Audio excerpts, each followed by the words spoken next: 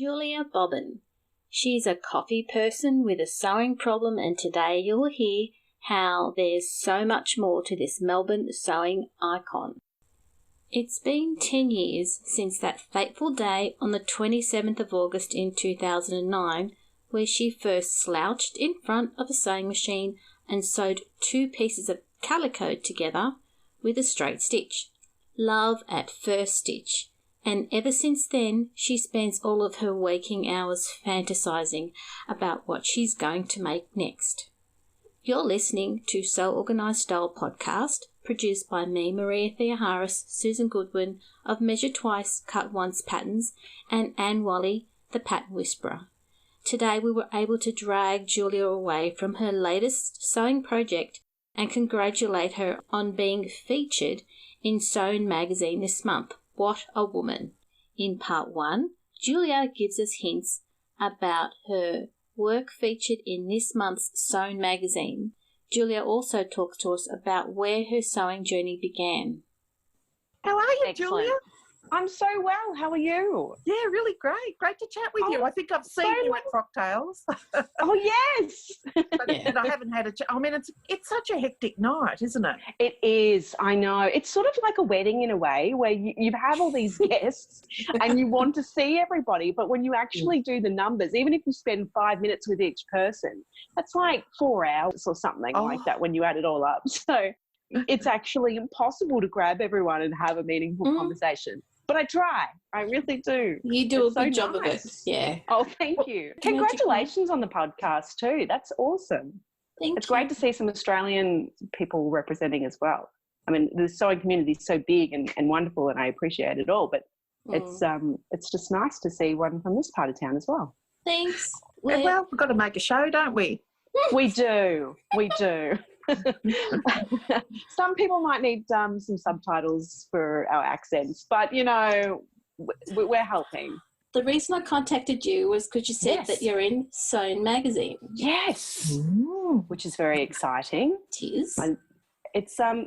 So I got contacted by the producer or the editor, Michelle, and she asked if I'd like to be part of it, which was really exciting. And it's always really humbling when someone reaches out and asks you, because you're doing your own thing, and there's some great people in this community, and it's really nice to be able to represent. And I think also in some sort of way, my family just thinks I'm off, you know, making pajamas or something in another room. So it's really nice for them to be able to say, hey, Mum and Dad, I'm in a magazine. They go, oh, okay, that's something, you know. Yeah, you're not just nice, dancing on Instagram in your pajamas. So that's nice. And it's really exciting, actually, because she had very set guidelines on what she wanted me to do. And so the theme is, well, because it's for the November-December issue, there's a bit of a Christmas theme. And so she has also asked me to do a Christmas-inspired outfit, but to do a vintage dress. So something that is available to be purchased now, so other people can then make it themselves. And that was really fun for me, because when I first started sewing, that was one of the reasons that I got into sewing. And one of the main things that I used to do when I first started sewing was I had a real love affair with vintage fashion. And now it's a bit of a morph of everything, a little bit of this, a little bit of that, whatever suits me, what suits my body shape at the time, all of the above. So it was really nice to actually have that set guideline of, we want you to do a vintage dress, and to be able to go back to how I all started. So it was sort of a romantic, 360 for me to be able to go back to that. And I really enjoyed it. So, and even just doing it at a time when I have more skills now than I did when I first started sewing vintage. So to be able to progress it a little bit better was really nice. Now, did that start from Mad Men? Because I've done a little bit of research. Was it Mad Men that got you going to, I've got to have those clothes? Yeah, well, I don't know if it was actually, it wasn't Mad Men. At the time when I first, but it wasn't soon after that it really affirmed my love for vintage fashion when I started watching Mad Men. Originally, when I first started sewing, I did a lot of swing dancing, which had fashion from the 40s. And that's what really got me excited about fashion from other vintages, because I'd never really I mean, the internet wasn't what it was back then, so I've been sewing for 10 years now, and it got me excited about it. I really loved the romanticness of it all. And even though I think Mad Men was really what cemented my type of vintage that I like, because swing dancing is more 40s going into 50s, whereas my favourite vintage, if I'm doing true vintage, is probably the 60s. And I discovered that by watching Mad Men and going, oh, that's how I want to look. That's how I want to dress. That's what suits my body. And so then when I started doing vintage, I pretty much stuck to doing the 60s. Wow. So, yeah, Mad Men definitely had an influence on what type of vintage that I did, but didn't kickstart the love of fashion from other vintages. But it's really nice to actually see fashion from every era and appreciate the creativity, and also how a lot of it was born from necessity, or, you know, if it was wartime, which might have influenced the type of materials and textiles that we used, or, you know, if they even had sewing machines. So there's so many lovely things that is incorporated in vintage fashion that made it really exciting and interesting for me. And it was also something that wasn't as readily available in the stores, whereas now you could go on Etsy or do a Google search and you would be able to find a replica pretty easily. To fall in love with vintage sewing, or vintage clothing rather, and then to learn that you can actually make it yourself was a really big moment for me when I first started sewing. Yeah. And the first dress you made and you put on, and it was vintage. How did you the clouds parted and a ray of sunshine came down on me, and it was a big moment. And I was saying to you before, you know, that when I get into something, I become a bit of an evangelist for it. And so to be able to have that moment where in a lot of ways it was this creative outlet, I really enjoyed the process, and also the engineering part of putting something together. When you first start sewing and you've had no experience like I had, every single piece looks like, if I put this together, it's going to resemble a tree. How is this going to become a garment? So when you do put it together and it actually forms this 3D shape that's interesting and it fits your body and is this style and in the colours that you want, I mean, it was just like, this is all I'm doing now. I don't need food or toilet breaks. I will just sew for the rest of my life and my days, because it was just, it had such a huge impact on me. So yeah, it was a good moment. So tell me, how did your friends feel about that when they saw that, what's Julia doing? Like, they would have been...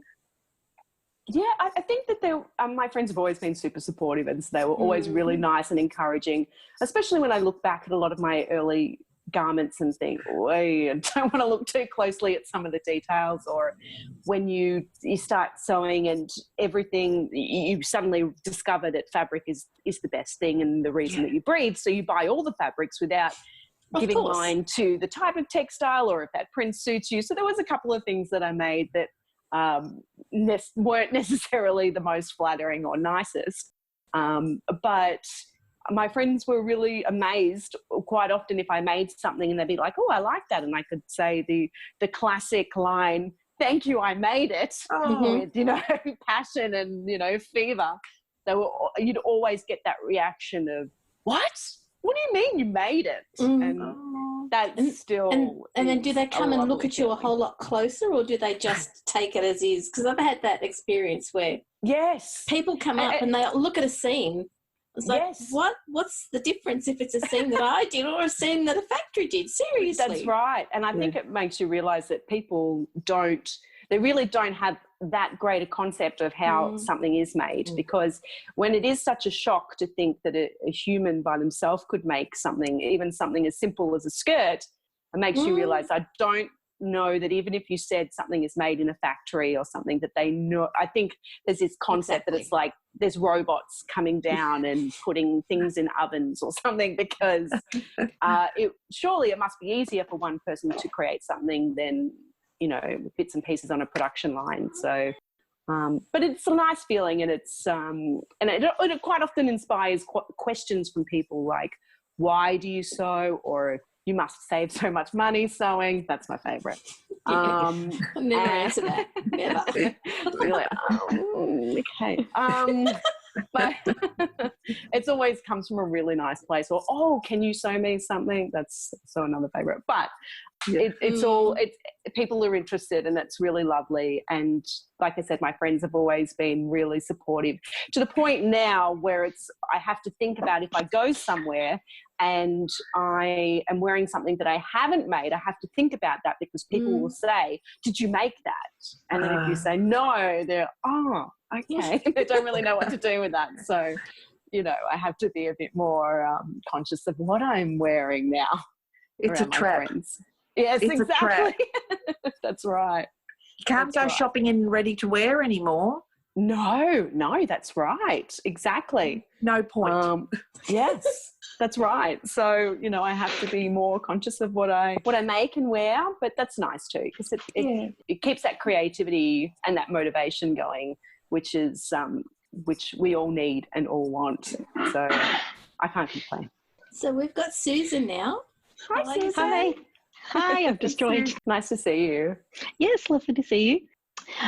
I had a quick question. So I know that you work out and go to the gym a lot, and clearly love going to the gym. Do you make your own gym gear yet? No. I have definitely bought fabrics, because as any fabric hoarder knows, we always have grand plans to make all sorts of things. So I have the fabric, I have the stash to go with it. And I certainly would like to. I think it's more that a lot of what I do make tends to be, you know, everyday stuff, but more maybe a bit fancier, or something that's a bit more formal. It's what you enjoy. Right. And what I enjoy wearing. And a lot of activewear, you can buy good quality activewear, and perhaps if you bought the fabric, it wouldn't be that much cheaper to make it yourself. So it's one of those things I definitely want to do. And there's some great patterns out there, but my list of all the things that I want to make keeps growing every day. And so if we all made that enormous list, it would be, oh my gosh, it would just take us, like, you'd have to live multiple times over to make the entire list. But if I did make it, there would be French seams, there would be colour, there would be probably sequins, because, you know, you only live life once. Exactly. And going to the gym shouldn't be boring. Exactly. You need to let people know that you've arrived at the gym. So, you know, maybe a cape. There's not enough gym capes around. That's right. Though I will say I think the first thing that I would like to make activewear is probably a sports bra, because they're not always the most comfortable or the best fit. So that would probably be something that wouldn't be too difficult, and would allow to make some tweaks depending on what type of exercise I'm doing. So that would be probably quite beneficial. Yes. Yeah, makes sense. Though, even though I make my own activewear and make my own bras, I don't make my own sports bras. Yeah, right. We need to talk. You guys I have some ideas for you. So, Julia, tell me, what's your favourite colour? You're walking into that fabric store and you've got already a set idea of what you're going to get. Where do you get magnetised to? Well, as one of the things that I can't help it. Firstly, I love to sew with solid colours. I found when I did a little poll on how much I make with solid or with prints, I find, with the exception of this dress that I'm wearing right now, I tend to be drawn to solid colours. And every time I go to make something, I don't know if I consciously am aware of it, but I'm drawn to pinks and whites, a lot of bright colours or strong solid colours like reds and blues, things that sort of suit my skin tone. But I think a pink is just... I often go, I could make a pink dress. And I go, Julie, you've just made a pink dress. And I literally made a pink long coat this year, and now I've started doing a pink blazer.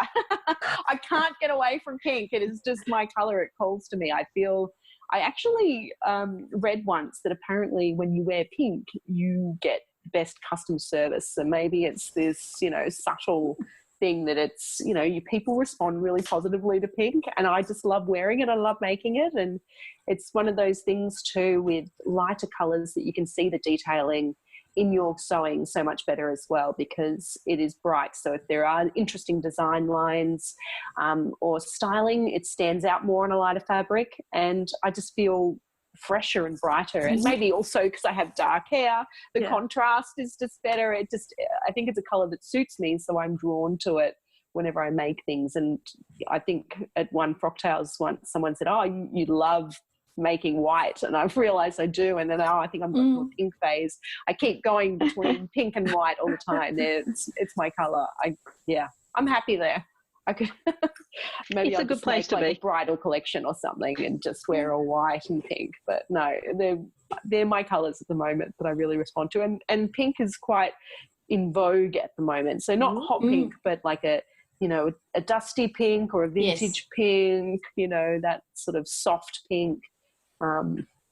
That's my safe place. That's where I feel happiest. So yeah, I love me a pink. We're up to part 2 with Julia giving us a rundown about her current tailoring work.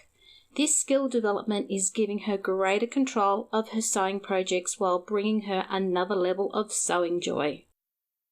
Blazer, which I haven't taken photos of yet. And I've already started my next blazer with all the pad stitching and the cotton tape and all of it, hand stitching the collar and all the lining, and because it gives me so much joy. And it's really a nice way to combine enjoying making something and being creative, but also having that artistic outlet, but also using that sort of engineering part of my brain that loves doing, the crossword and the age and the Sudoku puzzles and things like that. I get to use that sort of, A plus B equals C. That stuff really appeals to me. I like to understand how things work. And so tailoring a jacket is like a big puzzle. And it also makes me feel like I have a lot of control, because I thought that the hand stitching would be something that would be something I just sort of have to push through. And what I found is that it actually enables for me to be exact with my garments. And I've really enjoyed that. That's been a surprise for me, how much I've really enjoyed the hand stitching. Yeah, it's been a real eye-opener for me. The pink's gorgeous. Oh, it's thank you. Gorgeous. Thank you. If you're going to make a suit, may as well make a bride. Why not? Exactly. So you said you've already started a second jacket, but while you've been working on those two, have you been thinking that I could use these new skills and try something new, like more complicated? Or are you just like, nope, I'm in love with jackets, that's where I'm going? Well, certainly, I mean, it's like Pandora's box. You sort of, the more you learn, the more you realize you don't know. And so then the more you want to learn, it doesn't go, well, great, I've ticked that off my box. You just get hungry for more. I'd love to do tambour beading. Is that how you say it? I've enrolled in a one-day workshop to do that in January, which is exciting. And I'd love to really hone in on the art of sewing pants, which I've always been very scared of, mainly because I am quite bottom heavy, and so that it's not something that I tend to wear so much. I tend to wear skirts and dresses mainly because it's just too hard to find something that fits me right.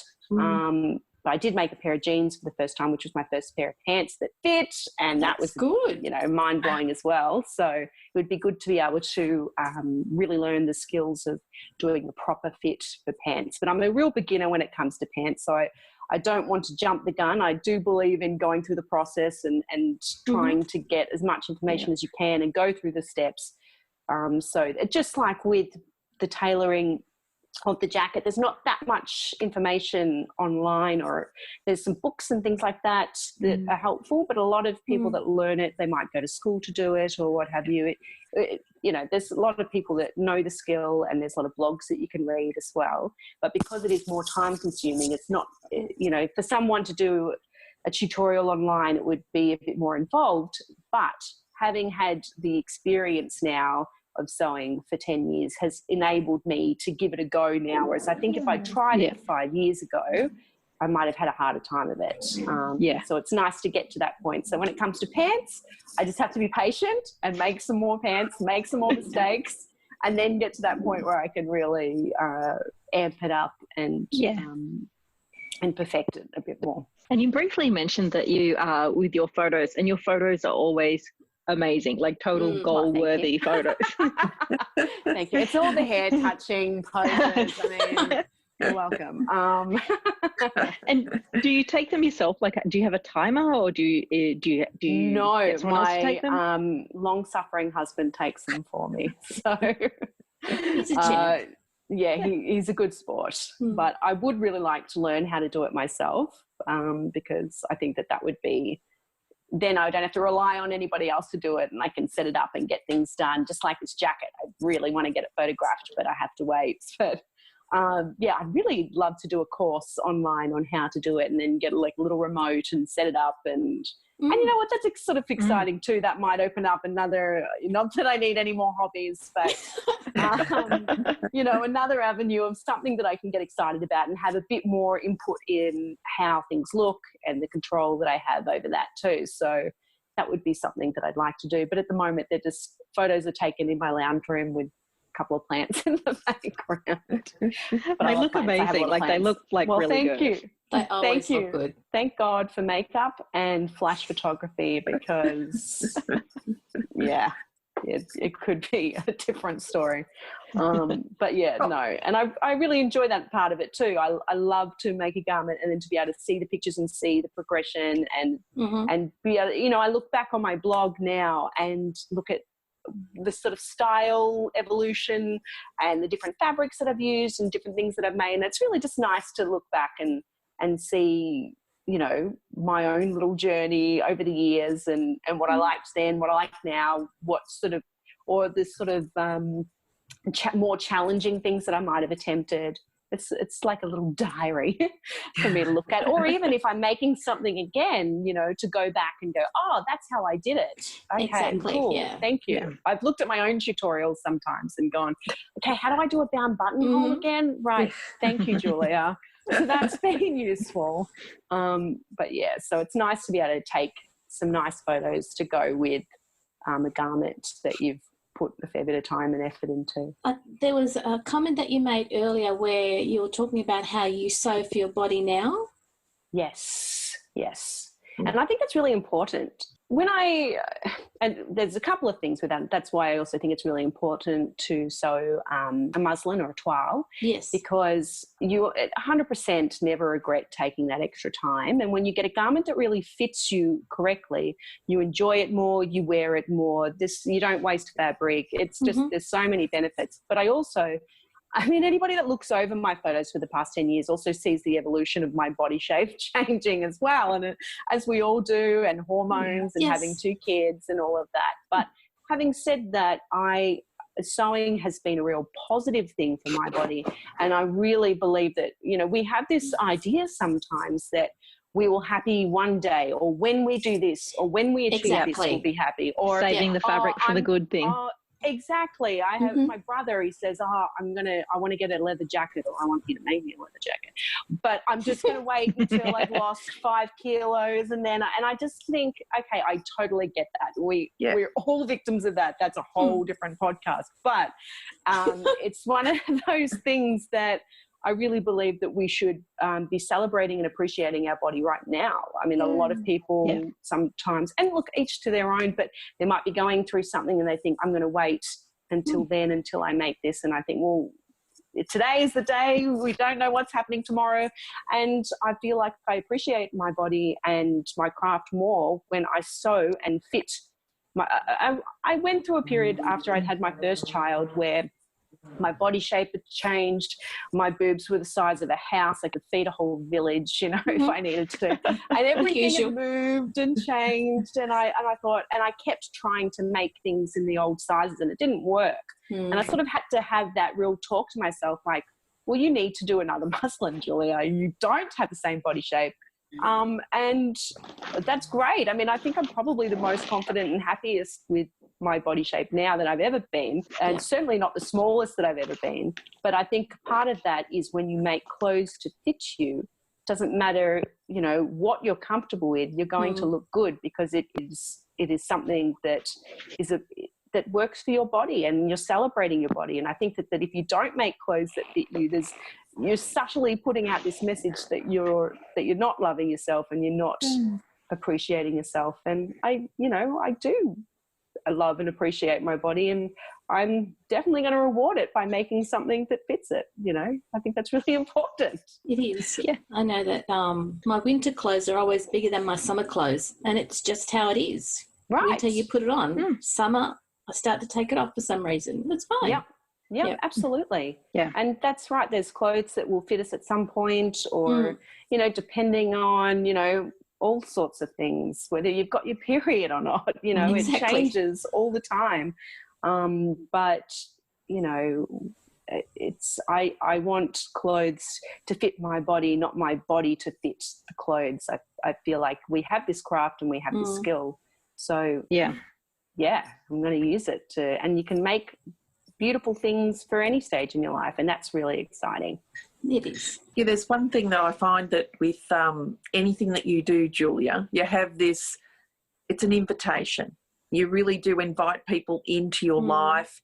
You have a vibe really about you, and it's a can-do. It's a can-do attitude that just... that's so nice, Anne. Thank you. But it is. That's who you are. And it's...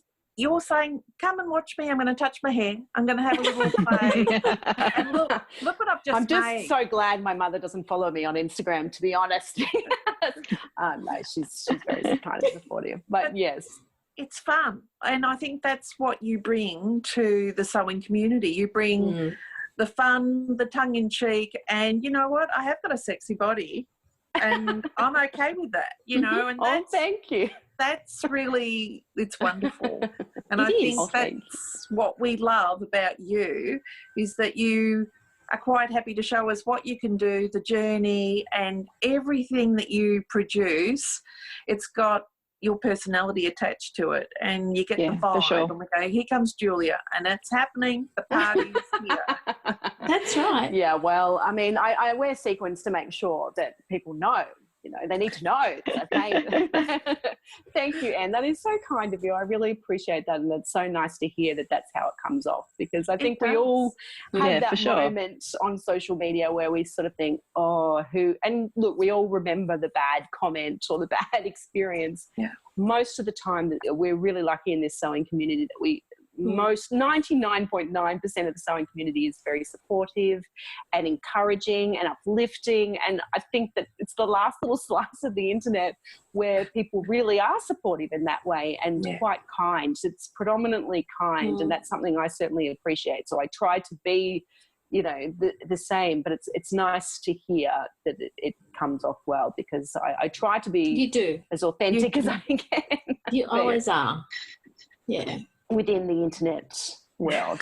But yes, thank you. That's lovely to hear. Just wanted you to know that you lift up people, and thank you. You know, even if we're struggling with a few stitches and we've, you know, pricked our finger and the blood's on there, you know, you spit on it and you get off it straight away. It's doable, and that's what I think that we want people to think, oh, look what she's made. It's impossible for me to do that. It's not impossible to do anything if you've got this heart and this confidence to just try it regardless. Right. And you give that. You give it. Oh, thank you. And I think that when I first started sewing, what I really found with the sewing community, because when I started, I did a 2-hour class on a Saturday morning, and you'd go in there and you would sew for 2 hours, and we had a teacher there who was fantastic. She did everything old school, which has really taught me a lot of discipline. But I would go home and I'd feverishly want to do more sewing, and so I'd look up blogs, and that was really what was around at the time. And there were so many free and helpful, you know, blog posts about how to do things, and it's a really sharing community. And I think that that's maintained even 10 years later, that the main thing that I get from the sewing community is that everyone is just really wanting to help and assist and help teach, which is really nice. And it goes across all continents and all you know, types of people, and I think that's really amazing. I do volunteering now on Fridays with this wonderful organisation called Dream Stitches, and here is a bunch of women where basically we teach these women to sew, and most of them can't speak English, and I sort of thought, how am I going to do this, because I'm a talker. I talk through everything, and it's been a real eye-opener to see how much you can communicate by not talking. Probably a good lesson for me, actually, and seeing how you can actually teach and communicate with someone over a shared passion and love. And that's been really inspiring as well. That's really good. In part 3, Julia gives us hints about her work featured in this month's Sewn Magazine. When does it hit the newsstands? I can talk about it from December 1, apparently. So I'm assuming it'll be available from December 1st. Okay. But I don't know for certain. I've ordered my copies, so that will be, I have no idea. But I'm assuming, it's November, December, so potentially at the end of November, but I'm thinking the start of December is when it's going to be released. But okay. So it'll be very exciting to see it in print and it's also sharing how I made it and the tips that I used. And when I did make this garment, one of the requirements was to make it as per the pattern, because quite often now, if I make something, I will always make slight changes. I still made fit changes, which is always appropriate, but I did it as per the pattern. So in some instances, I might have wanted to do a different seam finishing or something like that, or even the construction of the bodice had, so you had the garment and then you had the interfacing and then you had lining and it had boning in it. And when I've added boning, I typically add it to the channels to the interfacing, to the middle layer. Yeah. And this pattern had it on the actual lining, so that was something that I did differently, but I obeyed the pattern. But it was actually sort of fun just going, no, I'm going to do it exactly as the pattern says. And yes, that was really enjoyable in that regards, because I quite often go off on my own little tangent of how I want to make things or make slight changes. So I do love a genre and I do love set rules. I respond well to someone saying, okay, I want you to do this and I want you to do it this way. Okay, cool. That's my challenge. And I really enjoyed it. So everyone's going to have to keep their eye out for this issue so that they can grab it off the newsstands or get their own subscription, something like that. Yeah, that's good. That's right. So will you dress in the dress or the garment or the pants or the jacket and hold the magazine up as well? I think I'm going to have to. I Yes, might even do definitely, the grocery for sure. shopping in it, But you'll definitely see photos on my page of it too once it comes out, and you can see if you can spot the Christmas theme in the background. We'll have to repost this. Parents. Yeah, that's right. So yes, it's it was really nice to make that vintage dress, and like I said, it was different to what I've been making lately. I haven't been making as much vintage, and even it was a print as well. So I haven't made a print fabric dress for a while. So I think it'll be a lot of fun. There's something about vintage too that it gives you an instant personality. As soon as you wear it, you sort of feel like, oh, okay, I'm ready to go somewhere. I am somebody now. It's like wearing a costume almost. It sort of gets you in a mood. And that's something that's really nice about vintage, is it gives you that sort of sense of self almost when you wear it. You feel a bit more visible and, so it'll be fun to wear that out. That's right. Unique. Thank you. Unique. Excellent. Yes. Well, we'll be looking for you around in, lots of various locations where you can just pop yourself in this outfit in different backgrounds. Please. I'll send out little random notifications about my location when I'm wearing it in my stories and say, please head down to the Coles in Burwood. There may be someone in a vintage dress there. And then you'll see security dragging me out because I'm trying to do like a little runway down the aisle. But look, I'm wearing my vintage dress. I think people will clap. Everyone will be clapping. Don't worry. Thank you. And the security for taking me away, probably. But no. I don't, and that's one thing that people do often say, oh, where do you find opportunities to wear these things? And I don't find opportunities, I just wear them, If they bring me joy and I like to wear it, I will wear it. If it's a school pickup or if it's going to the grocery shop, I'm going to wear that thing. I put a lot of time and energy into it. It makes me happy. Why not? I'm going to do it. And it gives people something to talk about too, doesn't it? Like the colour and what you've chosen. And so it's a conversation piece. Absolutely. And I've certainly talked to people too when they've realised that I've made something myself, and then they may have then gone, oh, and it might spark an interest in them, and then they might ask me more about it, and so other people have then maybe started their own sewing journey too, and so that's really nice to see. I love meeting people who have just started sewing because, you know, I recognise that excitement that from when I first fell in love with sewing, and I love seeing other people come alive when they find this passion and all they want to do is talk about it and make and sew all the time. And it's so relatable, and it's such a lovely part of sewing, and I'll never tire of seeing people getting excited about it, because that's how we all began, really, most of us anyway, you know, that excitement to create and to make, you know, it's really special. Have you ever made anything where once you finish it, you've gone, this isn't me? Oh, yes.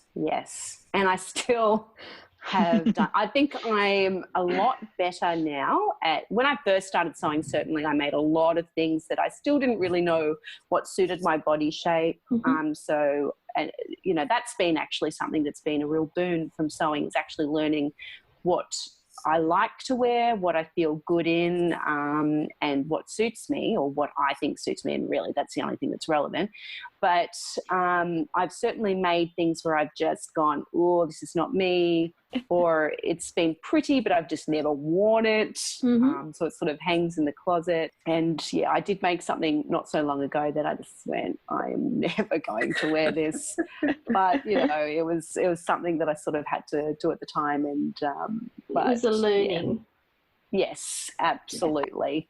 And that's something that with all things sewing, you can learn more and more skills, you can grow all of that and educate yourself as much, but you are still going to need a seam ripper every now and then. You are still going to make things. Even when you do a toile first, you're still going to have those moments where something just doesn't work out for whatever reason. And that's okay, that's part of it too. But I will say that gets less and less the more you do it. And certainly making a toile first eliminates a lot of those instances, but it still does happen. And I did Marie Kondo back when the book first came out, before the TV series, and so I really do get rid of things if it doesn't bring me joy.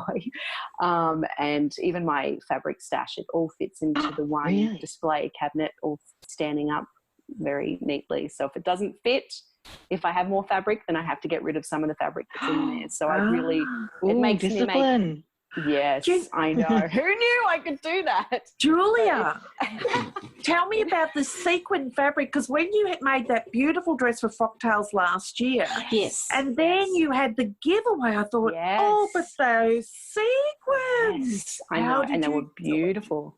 But it was one of those things that I knew I wasn't going to sew something personally for myself again.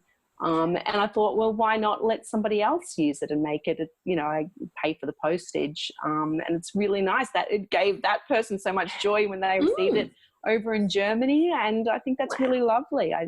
It's just like giving somebody else a book, you know, it doesn't mean that you no longer have that experience that you had with that book. You're now allowing somebody else to have also an amazing experience. It actually amplifies it and gives you another talking point, you know, with somebody sews the same fabric as you, there's that like sewing bond that you have.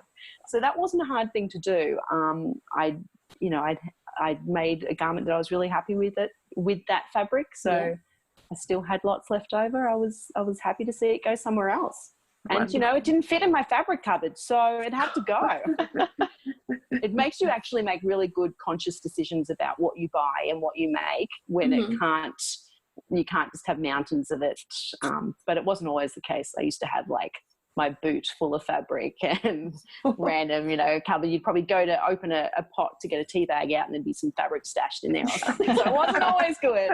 But, you know, I am a lot better at it now. So I really do try to be conscientious about the fabrics that I buy for the projects. But I buy and make things with really beautiful, good quality fabrics. You do. So I don't I don't hold back on that, but it also stops me from just getting all the fabrics because I try to not just let my stash grow out of control, you know. Marie Kondo would be very happy with you. She would. Yes, thank you. Can you please send this podcast to Marie Kondo? That would be great. We'll give her a shout out. Thank you so much. It's been so good. No, thank you. Thank you. I really appreciate it, and for your lovely questions and kind comments as well. It's been an absolute joy to be on here and to talk with you ladies. So thank you so much for having me. Thanks for fitting us into your week, into your very busy week. Yeah. Oh, no. I mean, sewing is one of those things that I can talk about for eons. So, you know, basically it's like saying to me, Julia, how do you feel about me giving you $10 million? Is that okay? Like, would that be something you could use? You know, this is my analogy, you know. This is my happy place. So I really appreciate you enabling me to just talk about my favorite things, you know. How can that be bad? So thank you. Excellent. Okay. Well, thank you so much, ladies. I really appreciate it. So now you know that when she's not sewing like a crazy lady or hyperventilating in fabric stores, she likes to go running, salsa dancing, indulge in a good book, knit and be merry. That's just part of Julia's recipe for a happy life. One thing I never knew about Julia is the volunteer work she's doing each week at Dream Stitches. Julia's a great example of contributing to the sewing community, both locally and globally. This episode of Sew Organised Style was produced by me, Maria Theoharis, with sound by bensound.com. Thank you to Anne Wally and Susan Goodwin for joining in to speak with Julia Bobbin today. I hope you enjoyed this podcast as much as we did producing it. Sew Organised Style, spelt with an S, not a Z, is available on our website seworganisedstyle.com with all the links to this podcast and our earlier podcasts as well. You'll also find our podcasts on iTunes, Google Play, Stitcher, Spotify, Castbox, and iHeartRadio. Subscribe to our podcast to listen to our earlier podcasts and tell your friends about us. We publish podcasts each fortnight unless we have a newsworthy podcast. Thanks for listening.